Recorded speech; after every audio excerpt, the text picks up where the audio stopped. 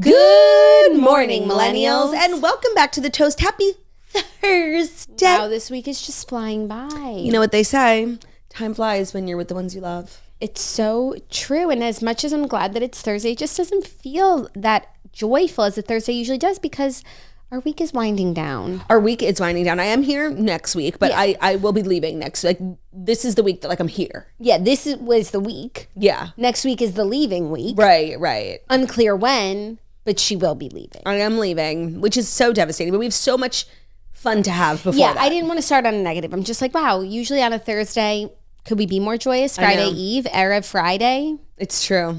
But maybe today's a somber day for a number of reasons. So let's dive into, we have a lot to talk about. The first, being the most important, I am wearing jeans, which we're going to get into later in the show. But really what we need to talk about is we kind of went through as a family, like something somewhat traumatic last night. You might have noticed we weren't very active on socials. Like we were dealing with a crisis, a medical emergency. Yeah. So we went to dinner at Trout's last night, our favorite restaurant down here. She put together such a fabulous Valentine's Day dinner. We each had little chocolates. Like we were just, while this crisis was going on at your house, like we were unknowingly just like, we were just so happy, Yeah, we were just enjoying ourselves, hanging and no rush. She made such a good dinner. We finally came home.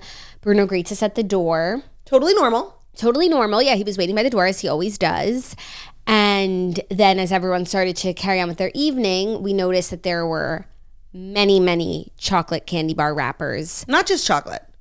Dark chocolate, zero sugar candy bar wrappers on the floor. We counted about 21 wrappers, and he got into like a bulk bag of these miniature candy. So each one is like the teeny tiny ones, but the ones still, you get on like Halloween. Yeah, well, some people give out big candy. Oh no, I mean fun size. There was over 20 wrappers, and as a dog parent, dark chocolate is kind of, if you don't have a dog, like that's like the most toxic. It's the worst thing a dog can eat. Everyone knows dogs can't have chocolate. Dark chocolate is worse than milk chocolate because it is more cacao. Of a pure chocolate, because it's the cacao that is harmful for the dogs because of the caffeine. So we counted the wrappers, see how much Bruno has eaten. So Zach immediately took him to the emergency room. We're all like working the phones trying to find a doctor to talk to just like get information on, we're adding up the amount of ounces per Bruno's weight, while Zach's also doing the same thing, like at the doctor. We just wanted answers. Yeah, we were just on a fact-finding journey, and we were didn't know how to just sit by and wait. So Zach took him to the pet hospital, and he had induced vomiting. They induced him so that he would vomit up a lot of what he ate. Got his stomach pumped like a teenager. Yeah, I guess that's stomach pump. Yeah, no, they categorized it as an overdose. Yeah, it was a slightly toxic overdose. The amount that he ate was like in the slightly toxic category. So it is good that they induced vomiting, wherein they found more wrappers. 15 more wrappers. 15 more wrappers, 1.5 pounds of chocolate. Which they assume is only about 60%. They couldn't get all of it. Yeah. They predicted it was about 60% of the chocolate. So 60% equaling 1.5. What's the total? Almost 3 pounds. Almost 3 pounds of chocolate. And would you ever know? Take a look at this boy loving on his mommy's lap. So spirit never broken. So they stayed at the hospital until the ASPCA phone line deemed them safe to go home. Bruno came home because he needed a mother's love. It was hard for him to be going through all of this. And of course, Zach was amazing and right to the rescue. But he needed to come home, cuddle up with mommy, heating pad, skin to skin. Of course. That's what he got all night last night. Honestly, he slept amazing. I'm not gonna lie, it was really freaky, especially because I have heard horror stories. The amazing thing is that it was Hershey's, and one thing about Hershey's, it ain't real chocolate, it ain't real cacao. It's not pure chocolate. But I have heard of dogs literally taking a bite of pure cacao and dropping dead. So the fact that we had gotten home and he obviously had laid on the couch after his big meal, he was still alive, that was promising. But it is really and truly the worst thing a dog could eat. Yeah, we are so blessed. And he seems to be recovering nicely this morning. He obviously needs more of his mommy, and he has come out of retirement. He wants to do the show now. Yeah. And he added so much to yesterday's episode, visually, emotionally, spiritually. I feel like I do a better job when I have my muffin here. Yeah. So I remember that. Oh, you want your pillow yet? No, that pillow seriously makes me want to kill myself.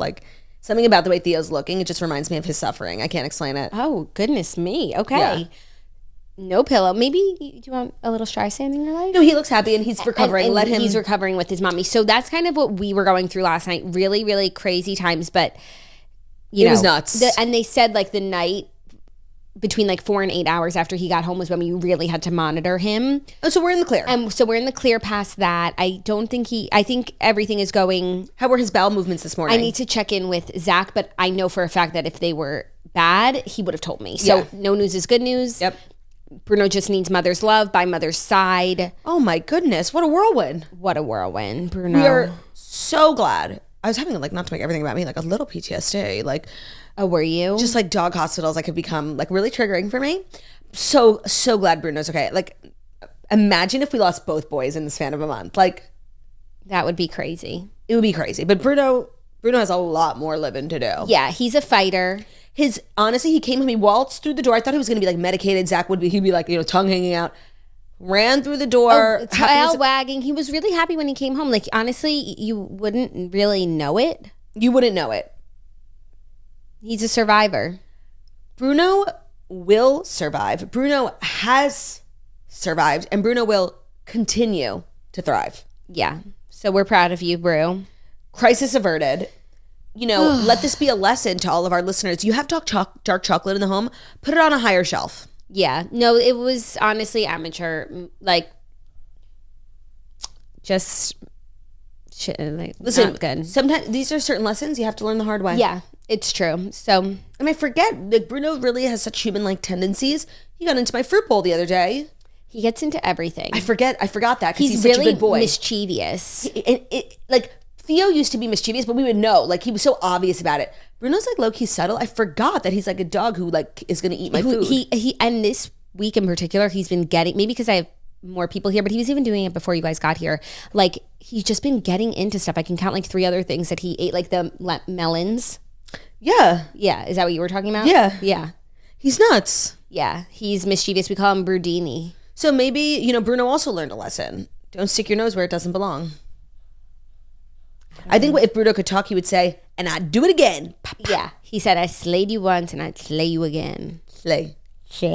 So before that traumatic evening, we had such a fabulous day yesterday we vlogged for the entire Patreon community. We just like did our day yesterday. We did a couple of things. Things we did. The damn thing. Things we did. That. We ran a 5K. You did. I did. And I don't really want to spoil the vlog, but I'm going to.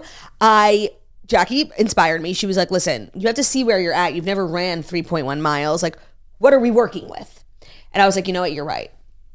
And I'm not going to lie. Like, you telling me your time being 42 minutes, I knew that was like, I couldn't be so far away from that. Like, I knew that was like a normal time. Because if I didn't have that number, maybe I would have just like walked and done it in 2 hours, Yeah.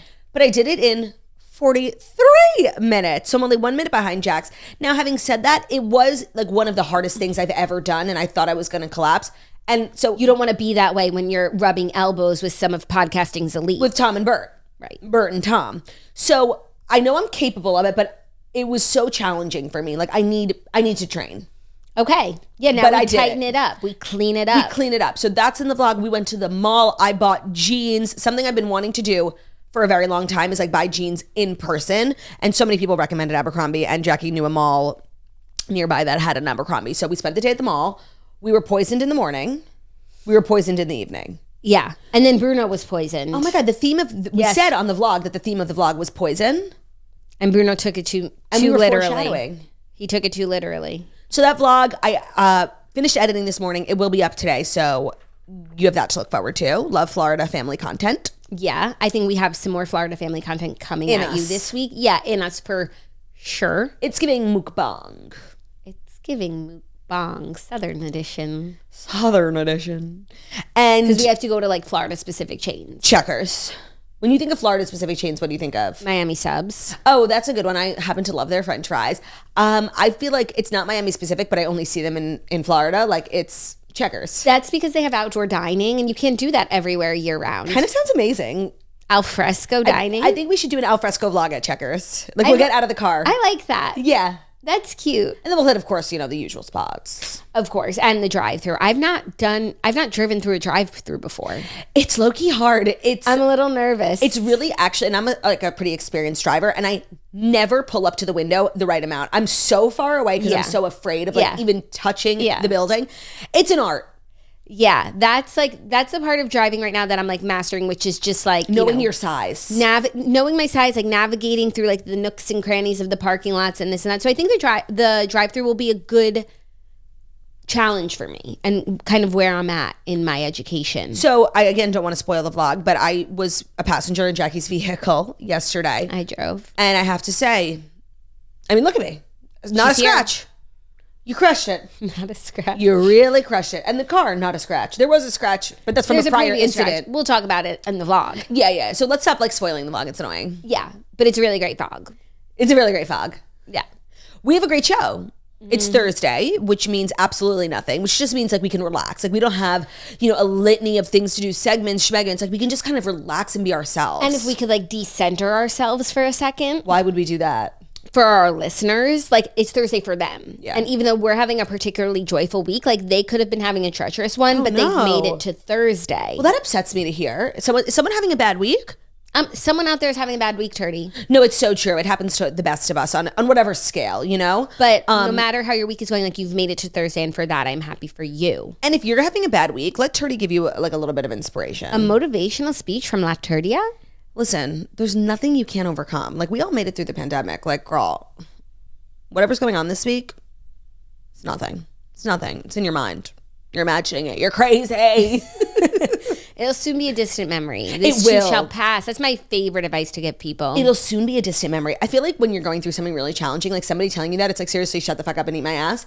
But then you find yourself months, weeks, however many, much time passes later, and you're wow, it really was just a moment in time. And I'm in I got through it. A better way to say it, this too shall pass. Yes. I think that's comforting words. And you think not annoying words. And when you're in something bad, you're well, no, everything passes, but not this. This one's really bad. It's not.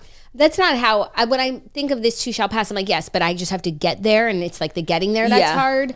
But just know that you will be there. Take solace in the fact that you will get there. Right, nothing in life is guaranteed except the movement of time. And so you will get there. The passage of time. The passage of time. That's much more smart.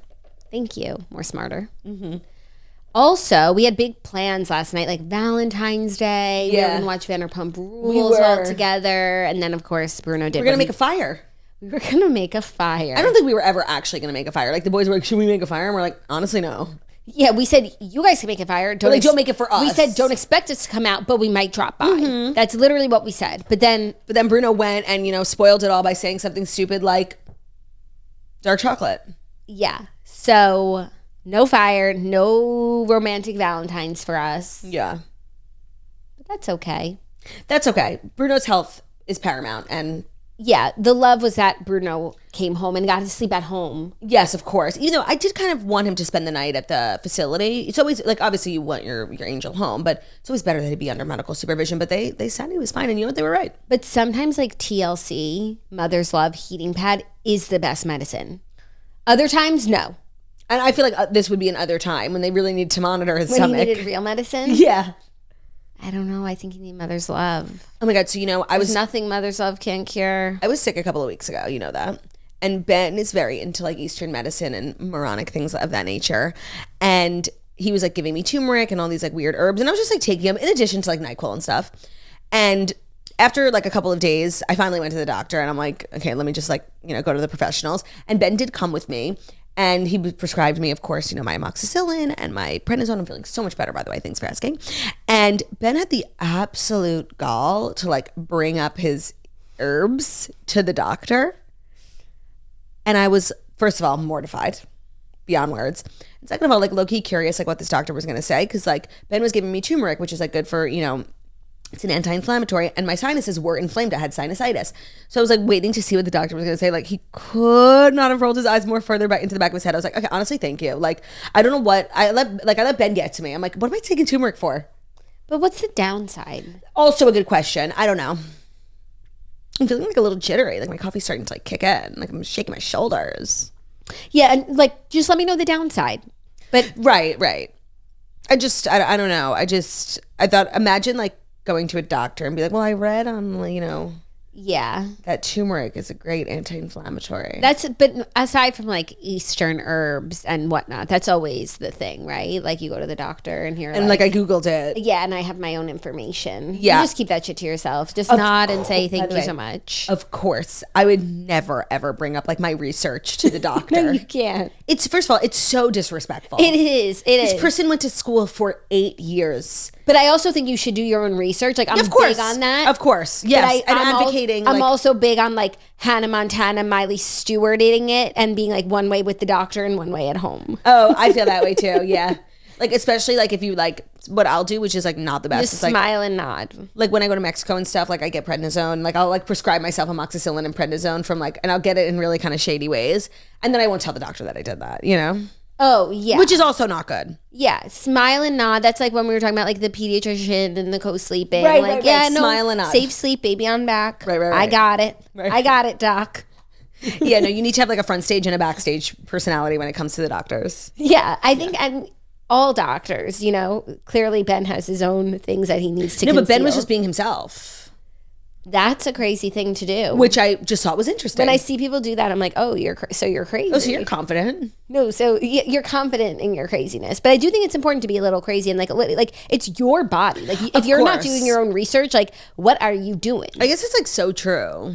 You know? Maybe it's not crazy, you know? I mean, like not everything is one size fits all the time. Not every medication. Like, so yeah, you need to do your own research, but then also don't pretend to like know more than the doctor. They don't like that. Yeah, no, it is rude.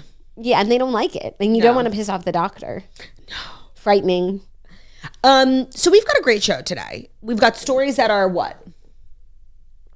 Solid as a rock. Oh, I love that. So do you feel comfortable at this current juncture? Thank you for caring about my comfort. And I do feel extremely comfortable.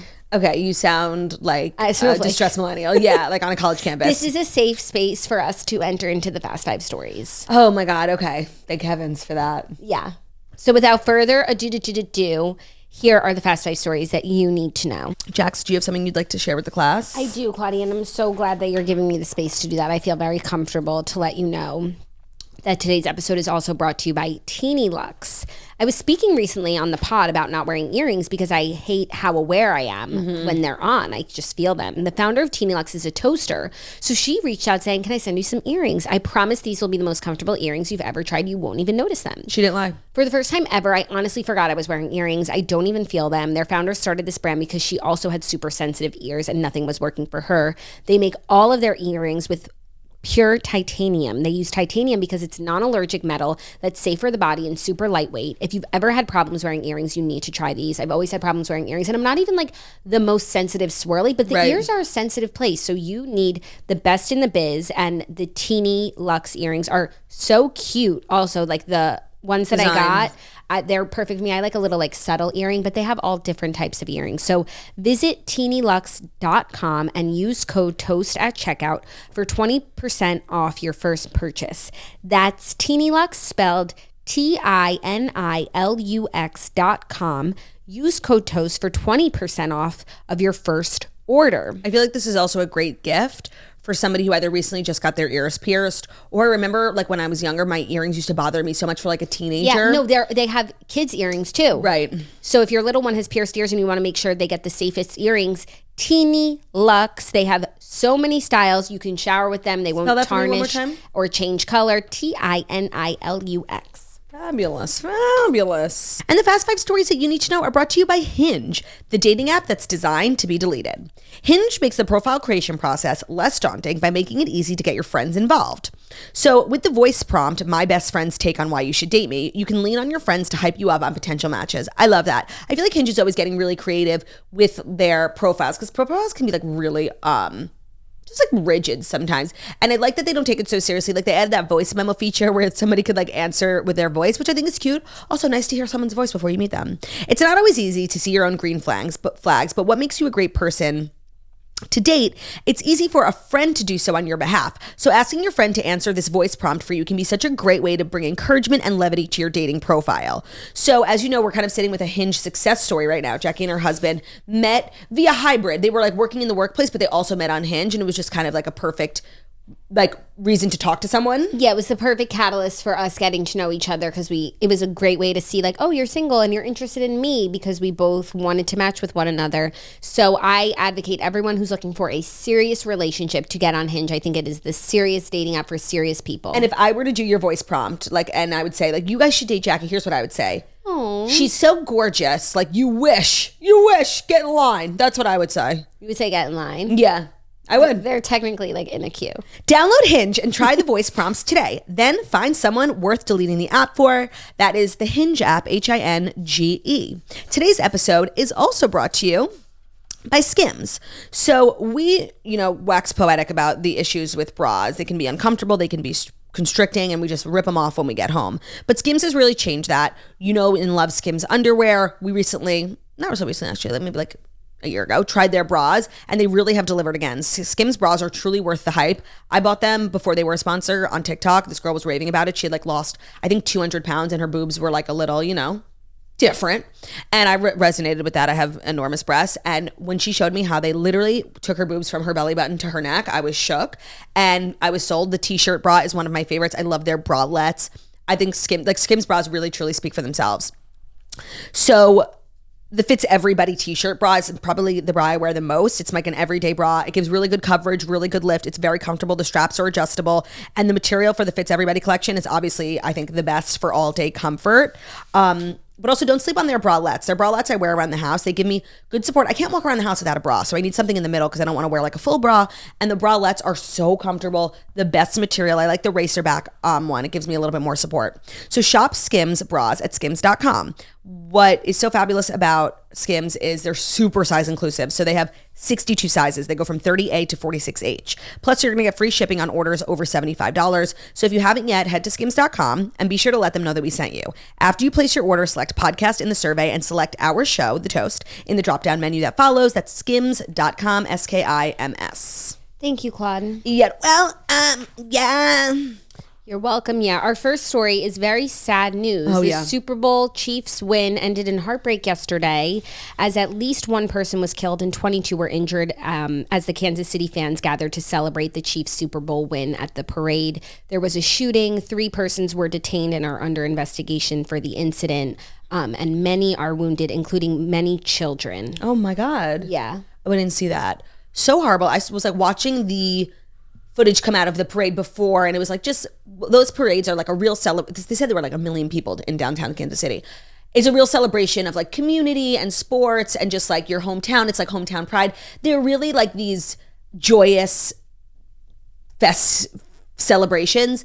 And so for it to end that way is so horrible. And so I was watching the footage and all the players were like drunk and everybody was like taking pictures and it was just like fun.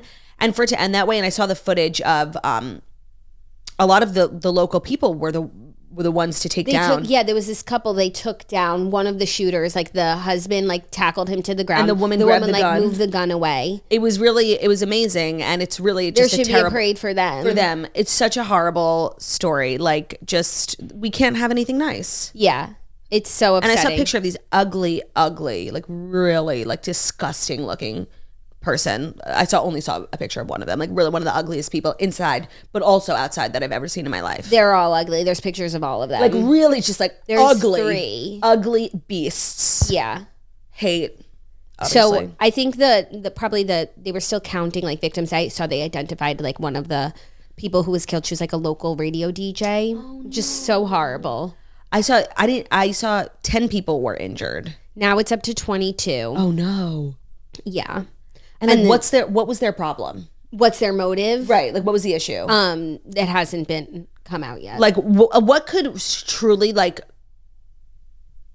I saw a quote from the police chief that it was like this, it wasn't a targeted shooting, but like, I'm sorry, if 3 people are acting in coordination, that's a target. By the way, like, is there such thing as a not targeted shooting? Right. Like, what you bring a machine gun to a parade with kids. You're not targeting anyone? No, it's giving bureaucracy. Like, please. Yeah. Also, so a lot of the players and the wives, everyone's been posting. Travis posted a statement. I saw on Twitter. People are upset also with Travis because that night he went out and he like, because there's pictures of him posing with a police officer, like just, taking a selfie and he's like holding a beer and like continuing.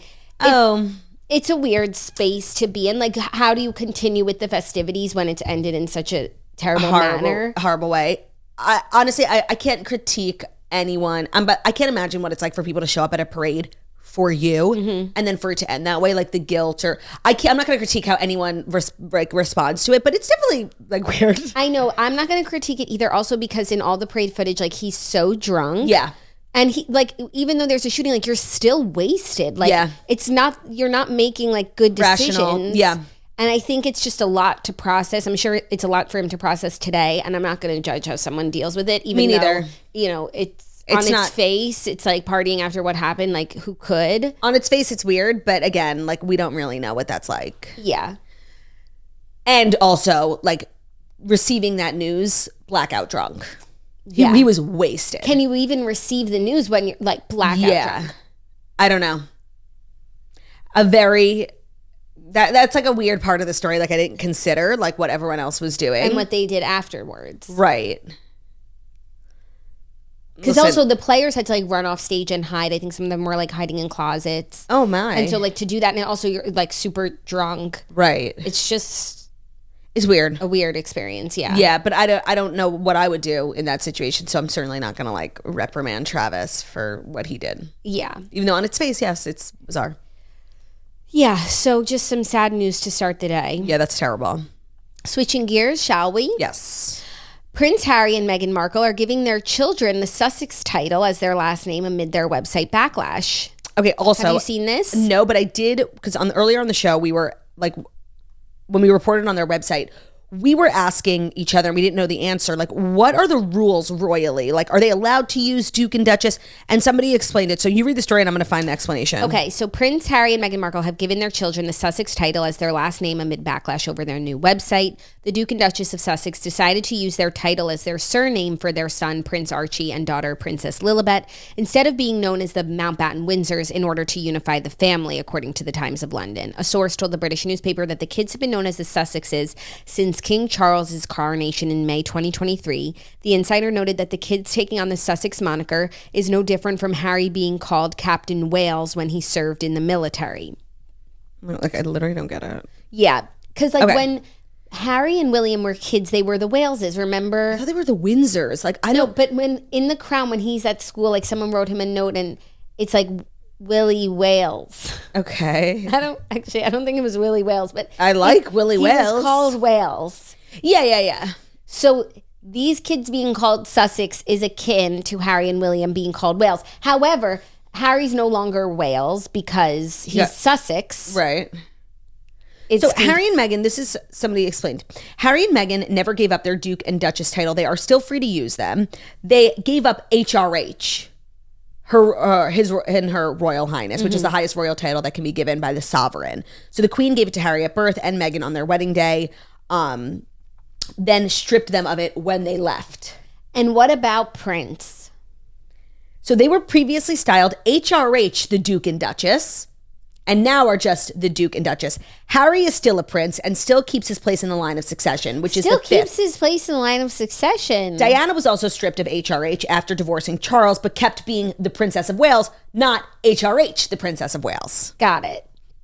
In addition to giving up the HRH, they also no longer do any work on behalf of the crown, thus giving up being, quote, working royals. They cannot represent the crown at events, and Harry gave up his military titles too, but they are still officially and legally Duke and Duchess. Thank you to Katie Brown for posting that in the Facebook group. That makes sense that they're Duke and Duchess, because plenty of Dukes and Duchesses aren't related to the crown. Yeah.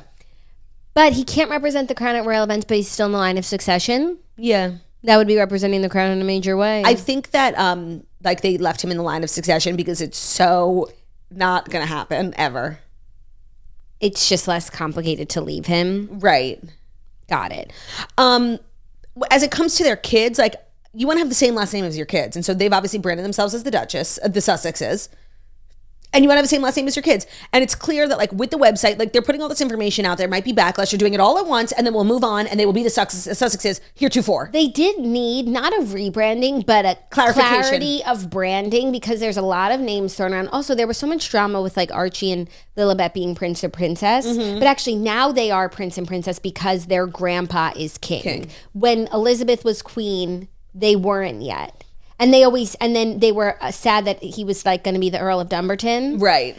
And it was always like, if you just wait till Charles is king, then they become prince and princess. But I think Harry and Meghan, they say in their documentary, like, why wouldn't Archie be prince? And it's misleading because it's like he would have been. It's just you have to wait. You have to wait. Yeah, but Prince George and them don't have to wait because they're in the line. Well, duh, they're not the same. But when they were mad. It's like they need a third sibling just to show Harry and Meghan they're not being treated differently because they're them. So my favorite like rabbit hole to go down, because there is a very widespread conspiracy theory that Prince Charles is actually not Harry's father. Diana had like a very well-known affair with this guy named James Hewitt, who's this redhead who looks a lot like Harry. Like there's there. People aren't just like talking for no reason. And if you go down that rabbit hole, like it's really interesting how that affects like Meghan and the kids, because then there really is no relation right now, because Charles like wouldn't be his father. Yeah. And like there's really no connection to the royal family. Yeah. But that's if the theory is true. Which I'm not saying I believe. I'm just saying you guys should know that it's out there. Yeah. What do you think about that theory? I think that it is odd there's not another redhead in the entire family. Do you agree with that as a redhead? No, there's not a redhead in our family. Our grandfather had red hair. So they say. We have a cousin with red hair. So they say. No, it's not so they say, like it's factual. I don't know. I feel like the girls like growing up, did Eugenie have like a little red? Let me look it up. Yeah. A young Eugenie. No, or Beatrice, one of them. I'll look up young Eugenie and Beatrice. That's like fair. And well, oh no, she was related by marriage. Oh, Fergie had red hair. Okay, no, and the kids call. didn't. Good call. Okay, so you're saying actually, no. The girls, the older one, I don't know when this picture is from, but the older one definitely had like a twinge of red, but her mother had red hair. Right, okay, so null and void. Void. No, I need to, it's actually, so they're the easiest people to trace their lineage throughout history. Like all the kings and queens, were there any redheads? Okay, let's say British royals with red hair. Oh my God, that would be like so crazy. It's like so obvious then. It's a little known fact that 3 of Princess Diana's siblings, that would count. Okay, so that Lady Jane, Lady Sarah, and Charles, the 9th Earl of Spencer, have naturally red hair. Okay, so that covers them. That covers Harry. Yeah, and Fergie, which doesn't apply here. Right. I never thought about that, though. Quora.com, where does Prince Harry get his red hair? Because I don't even believe the theory because he has red hair, but because he looks like that guy and Diana had an affair with him. Right. And, okay. The timing. So this is from Quora, like this is the most popular answer, and this person obviously did their research. He gets his red hair in the same way that all redheads get it, from both sides of the family. Red hair is recessive and can be, quote, covered up by dominant genes while still being passed along. I don't have red hair, but it turns out my grandfather, whom I never met, did, so my son's dad has black hair, as did, okay, we don't care about you. I will never understand recessive gene. We were just talking about this. I don't understand it now. Like I know that red hair is a recessive gene that I clearly possess, but I do not understand how it works. Okay, here's her answer. Diana had strawberry blonde hair when she was much younger. All 3 of her siblings, which we were just saying, had red hair when younger before it changed, as hair does later in life. Charles had dark auburn hair when young, which you can see in older pictures when he's outdoors. Mary, who's Harry's great-great-grandmother, had red hair and curls like Harry does. Her curls are actually very similar. Beatrice had red hair, but we know that from Fergie. Yeah, right. And since it comes from both sides, that means Andrew carries the genes as well. But the flaw in this statement is she's saying because Beatrice has it, that means Harry has it from mother and father, but Beatrice has it from his mother. But he has to have it from both sides. Right. And Beatrice has to have it from both sides, which means she has it from Andrew's side, so it's there. Oh. But that doesn't nullify the theory. By the way, does Zach have it in his family? I don't know. Not anyone that I know, but like, obvious. Maybe Aunt Mary, like Queen Mary. Right. Aunt Mary, yeah. That is so interesting. So this doesn't nullify the theory, though. It just like explains Harry. It's a counter argument to the theory, but the theory could still. It's the hair, but also like the face and the timing. Yeah, right. Just something to think about. Yeah, I've always taken the theory, like looked at it seriously because of they look alike, not even because of the hair color. By the way, same, because if you see a side by side of these two people now that Harry's all grown, like they look so similar. But those things that could happen, you know. Yeah, human beings you know. Like he's just two handsome British men. But like the coincidence that it would be like a British man that slept with his mother is just a little crazy, no? Just a little. It's like I can't tell if it's like so obvious or we're being crazy. Sound off in the comments. Like, do you think James Hewitt is Harry's father? I love a good like paternity conspiracy theory. And the thing is, whatever the truth is, Charles knows. Yeah. And maybe that's why he's like okay with like not having a relationship with like this rando. You know? Yeah. Yeah. Something to think about. Something to think about. Okay, well. And so when we have these conversations about like the kids, I'm like, these kids ain't even related to Charles. Like, who cares? So you believe the theory? No, like, no, I don't. No. But sometimes I do think, I'm like, we're going on and on about this. And like, there's a chance these kids like literally are just like commoners. Right, but if Prince Harry, not that he would ever like be the king, but he's still in the line of succession, he could be a rando. Yeah. Even though if they knew that Harry wasn't, when they stripped Harry and Meghan of certain things, they would have taken him out of the line of succession because he is this like mudblood, you know? They would have stripped him further. Yeah, they would have like, obviously that would have been a great way to get him out of the line, get this rando out. You know? Yeah. Something to think about. Harry addresses the theory in his memoir, I think. Oh, you're lying. I'm pretty sure he does. Oh, well, that changes everything because if that's the case, like you would never, I don't know. I keep saying that. Prince Harry finally brings silence over the rumor that James Hewitt is his real father. Wait, that's kind of crazy. It wrote, the rumor going around at the time that my real father was one of my mother's ex-lovers, Major James Hewitt. One cause of the rumor was Major Hewitt's red hair, but another was sadism. Tabloid readers. What's sadism? Just like people being like rude. Yeah, that's a nice way to put it. Tabloid readers love the idea that Prince Charles's youngest son was not Prince Charles's son. They never got tired of that joke for some reason. I can't lie. Like I'm one of those people. Like I never tire of that. He wonders whether this rumor was used to paint him as a laughingstock, noting that it didn't seem to matter that his mother hadn't met Major Hewitt until long after he was born. Oh. Over the course of his life, the rumors have been rehashed in various forms with some seriousness, he notes. Harry claims that the same... I feel like he's talking to me. Harry claims that sections of the media went as far as hunting my DNA to verify it, remarking that he believed after torturing Princess Diana into hiding that soon that they would come for him. Retired British Army Captain Hewitt penned 2 books about his affair with Diana during her marriage to Charles. Oh, that's like a thirsty thing to do. Further attempting to sell the love letters he exchanged with the princess. I'd buy him. The pair met at a party in 1986, and Hewitt went on to help Diana overcome her fear of horse riding. What year was Harry born? When did they meet? 1986. He said in an interview that there really was no possibility that he's Harry's father. Harry was already walking by the time with my relationship with Diana began. 1984, he was born. Oh, okay. Also, I just want to say I'm looking at a picture of Major James Hewitt, and like he also looks like Charles. Oh, okay. So the picture that I've seen, like the picture they love to use, that they put side by side. But like that's how we always do this. If you put a picture side by side with really anyone, like no, if you choose the certain photo that they choose, it's this one. Like maybe it's just the side, photo, right? I've not. Oh, yeah, I've seen one like from the side. Later in life.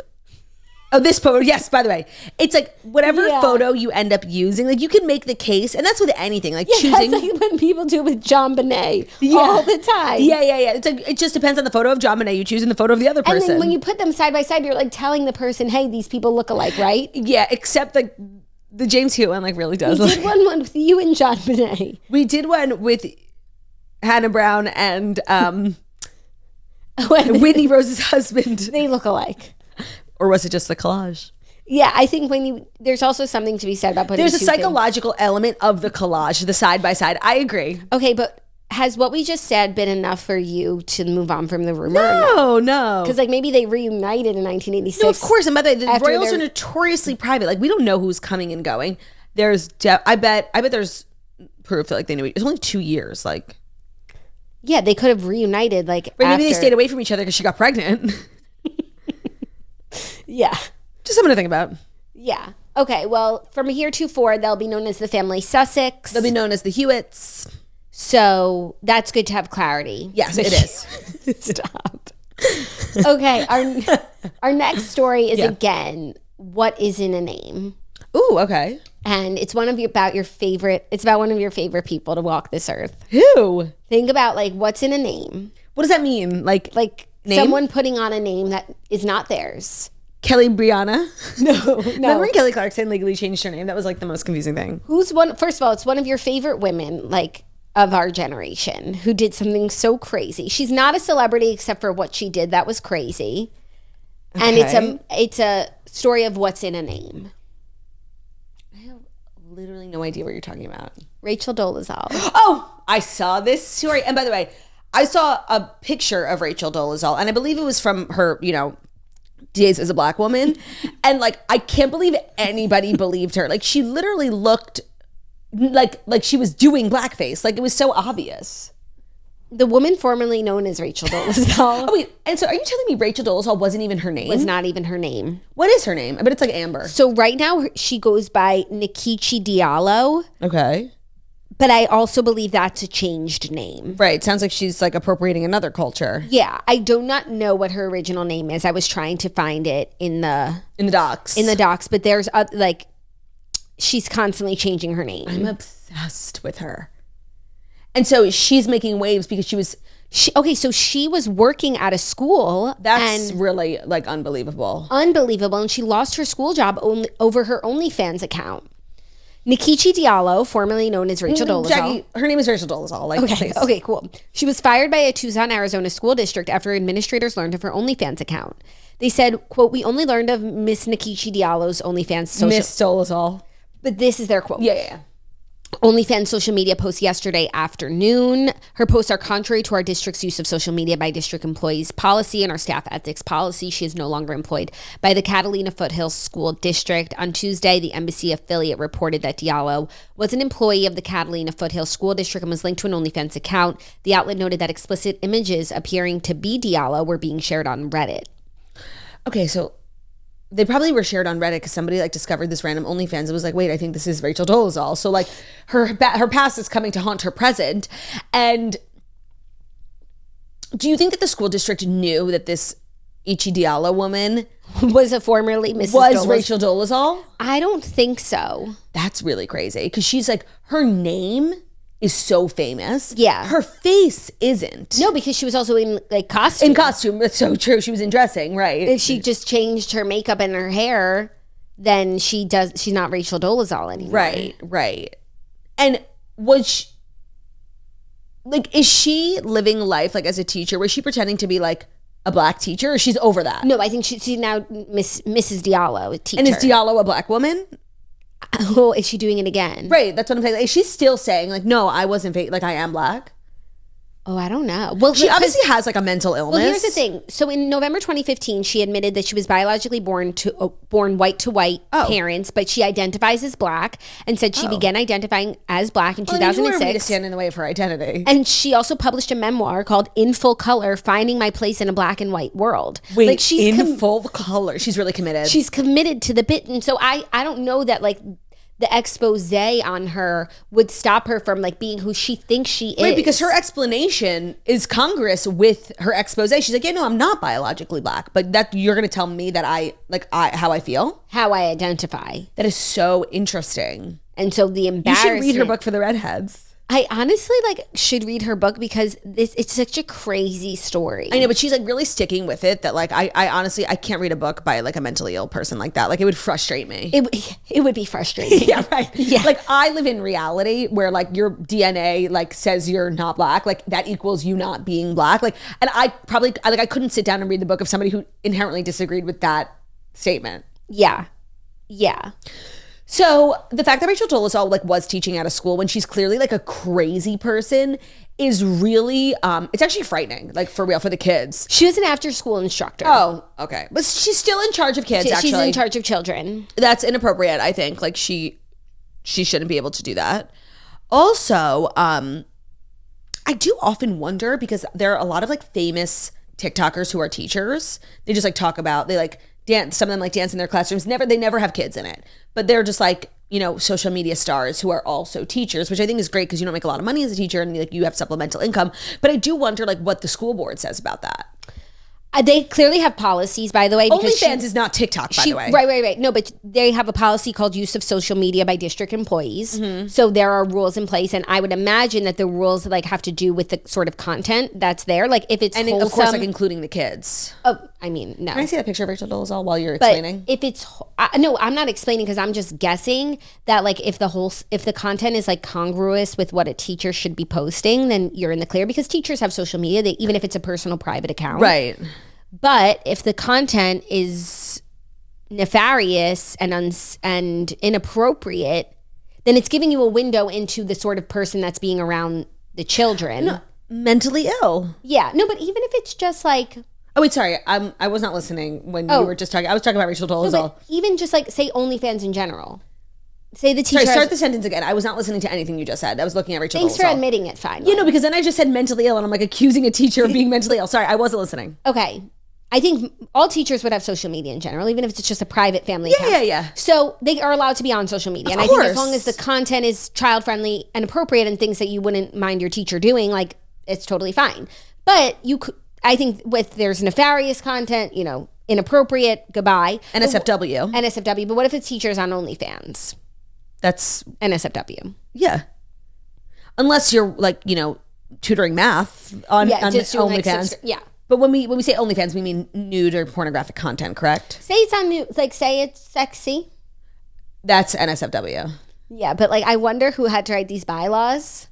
No, it's like a new problem. Yeah. And I guess it is subject to subjectivity because we're going to have to look at the pics. And we have a lot of teacher toasters, so sound off in the comments. I imagine when you're a teacher, you're extremely mindful of what you put on social media, whether your account is public or private, knowing that your students could find it. Yeah, but like what if you go out for like a bachelorette party with the girls, right? And you're like taking shots and it's on social media. I don't know, like because like teachers are humans too. Yeah, that's a good question. I feel like teachers have to like behave different on social media because of like the standard that they're held up to because of their job, right? Which makes sense. Which a lot of people, by the way, like depending on your job. So true. Yeah, like you don't want your work finding this, so you would say like, please don't put that. So true. Yeah. But teachers, I just feel like, because I remember like, I grew up like, and in high school, like we all had Facebook and there was like teachers with Facebook pages and we would like find it and they were totally private, but it was like the craziest thing, like, because it was like our thing. It's like, get out of here. And now I imagine it's much more than just like one teacher having a Facebook page. Yeah. That's private and we couldn't even see like a photo. Right. So if you have an influencer, teacher, TikToker. Right. I think as long as everything that they're posting is something that the kids could see, like it's totally kosher, then I think it's fine. Yeah.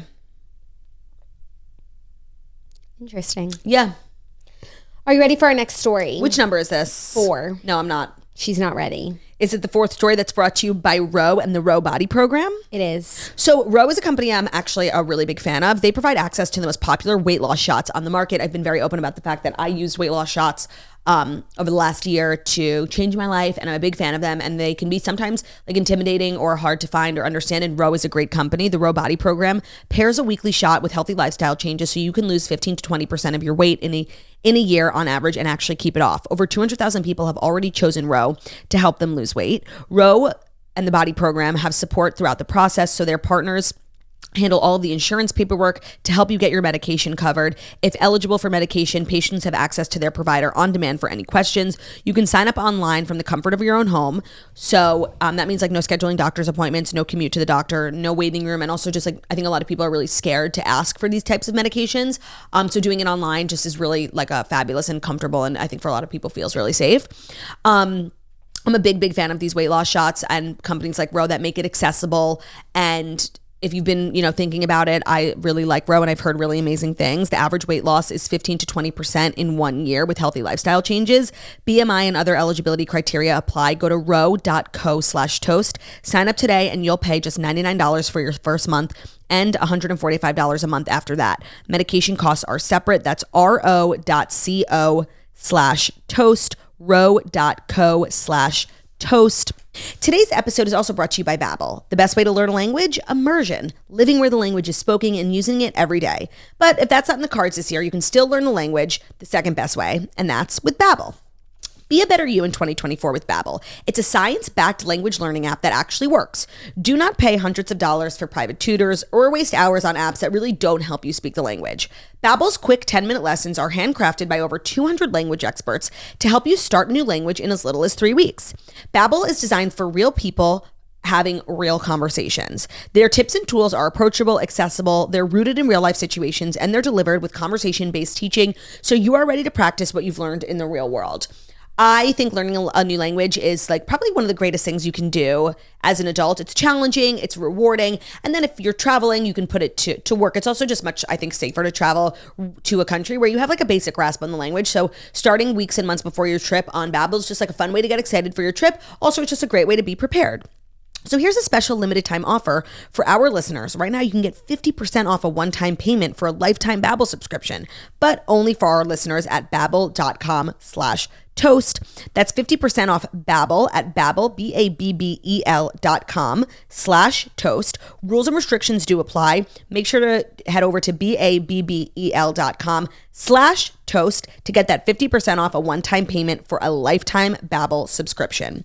Our next story, The Bachelor is making news. The more I hear about this guy, I love him. I'm in love. He was the one who got Ruth Bader Ginsburg and Gypsy Rose Blanchard confused, which honestly, I'm surprised he was the first one to do it. Yeah. When I was calling her GRB, when I met her, I almost said RGB.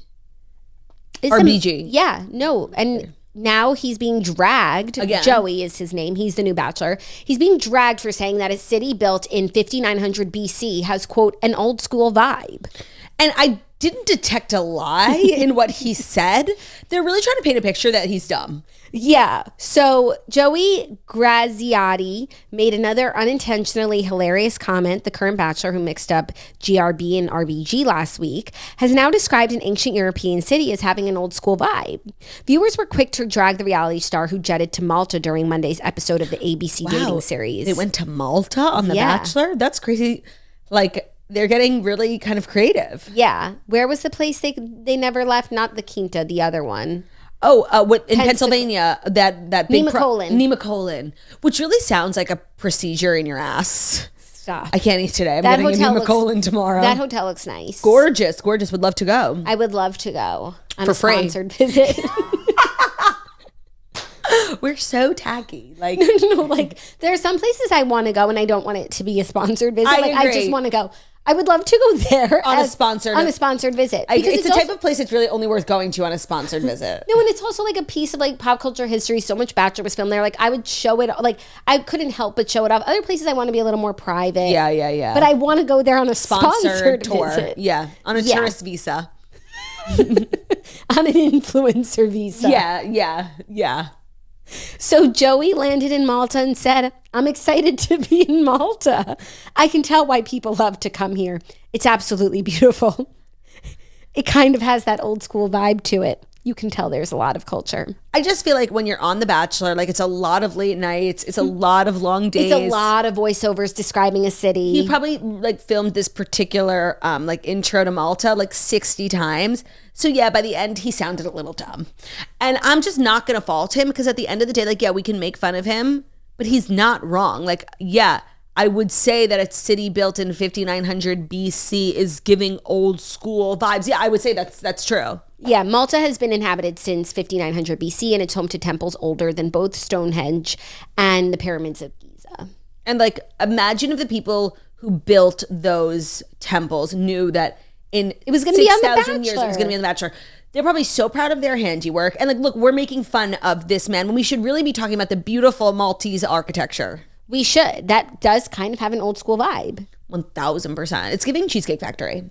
Yeah. But Cheesecake Factory has an old school vibe. Yeah, that is a factual sentence. Yes. We're speaking only facts today. This guy, this season is getting a lot of good, I don't want to say press, but like reception.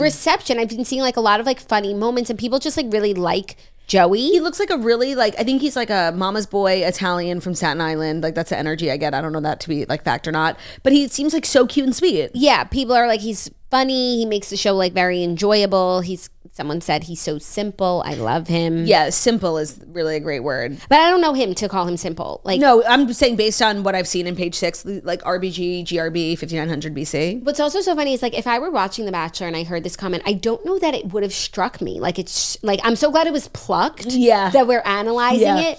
But I feel like I might have just carried on. Well, one, if I was even paying attention to the voiceover. What I do remember of The Bachelor was like the whole episode was filled with sentences that meant nothing. Like, so I don't know if I would have, received this one in any particular way. I think this sentence is emblematic of all the conversations on The Bachelor. Like, dumb. I think now if we go back and like pick out sentences of things that people said, like all of them could be Fast Five stories ripe for fodder. It's true. It's true. So why now? Why this sentence? Though I appreciate it because it's funny and it's like harmless. Yeah, I agree. Are you ready for our fifth and final story? A little more reality TV news. Okay. Nick Viall is teaming up with Patti Stanger for a CW matchmaking series. Okay. Nick Viall is teaming up with the ultimate matchmaker, Patti Stanger. The pair will work together in the CW's upcoming unscripted series called Patti Stanger, the Matchmaker. Variety has exclusively learned. Viall, who got his start on The Bachelorette and now hosts the Viall Files podcast, is a relationship expert. On the series, he will offer his best tips and tricks in dating as the duo tackles their most challenging clients yet. I feel like they've been trying to get Patti Stanger back on reality TV and like recreate the magic they had with that series, Millionaire Matchmaker. And honestly, like I think them bringing Nick Viall is like a smart move, like to reach a younger audience. And Nick like really kills it, and his podcast is really successful. And I feel like Nick shouldn't have done this. Like Nick is like the new Patti Stanger. Like he doesn't need Patti needs Nick. Nick doesn't need Patti. Interesting. But Nick does really well with his podcast and everything. But you don't think like then also doing like a little bit of traditional TV crossover just like helps his portfolio in general? It doesn't hurt. And also, I feel like for so long, everyone does advice on their podcast and everyone does dating advice. But I do think that Nick gives very good advice. And that's really been now kind what of what differentiates him. His niche, in addition to being like kind of the go-to place for reality TV stars, like he's a dating advice expert. That's just like kind of what he's fallen into. And doing a show with Patti Stanger where he is like the it solidifies him as a relationship expert, and from here on out like he can do more things positioning himself as a relationship expert. That's a good way of looking at it. I just look at it being like, this is like, I feel like the third or fourth time we're trying to like recreate the Millionaire Matchmaker, and it's like beating a dead horse at this point. Yeah, but maybe like this injection of Nick will bring new audience and make it more modern perhaps. And for Nick he's getting his street cred in the matchmaking dating space. Like maybe that's eventually fair. He gets his own dating advice show. Right. That's fair. So it actually makes sense to me. I think it was a pretty good call. For everyone involved? For everyone involved, yeah. Let's see how it goes. I'm just like a hater, and like I'm going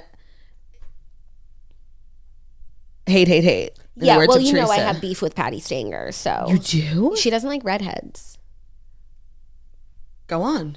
If you watch any episode, like she literally won't set them up. She she does not like redheads. Did she say that? Or? Yeah. That's weird. Yeah, no, it's really weird. Well, I wonder what she thinks of James Hewitt.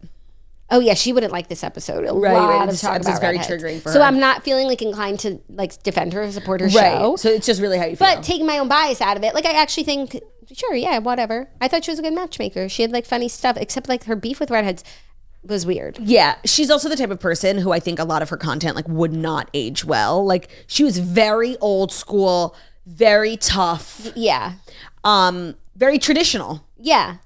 But I think in general, like we need some of that. Yes. Some of the time. And that type of content like is profoundly more interesting than someone being like, Yeah. I don't want to watch that. I don't want to watch it. I want to watch like somebody be insane. And she was great at that. Yeah. That show. Like Abby Lee. Oh my God. Patti Stanger is the Abby Lee of the matchmaking world. That's perfectly put. Thank you. Perfection. Like I don't even want to say another word because we could end the episode technically. It was so good. I think we should. What are we going to do for lunch? Oh my gosh. When I was getting ready this morning, I was going to see if you wanted me to like preemptively order wraps. No. Okay. So Ben made taco meat on Sunday and today's Thursday. Can I still eat it? I think so. I'm going to have that for lunch. I think that you can. And I made you hard-boiled eggs. I know. That's what I'm going to have. I'm like going to run downstairs and eat that. Okay, great. So this was our fourth and final episode of the week, which is so devastating, but not really because we're back tomorrow and Bruno has his health. Bruno has his health and Bruno has his mommy and he has his auntie and he's surrounded by love, which is really all he needs. Honestly, when he came home yesterday and like everyone was sitting on the floor playing with him, the man was in heaven. We were joking that Bruno did all this overdosed for attention. Classic Bruno. That's like very Marissa Cooper of him. Stop.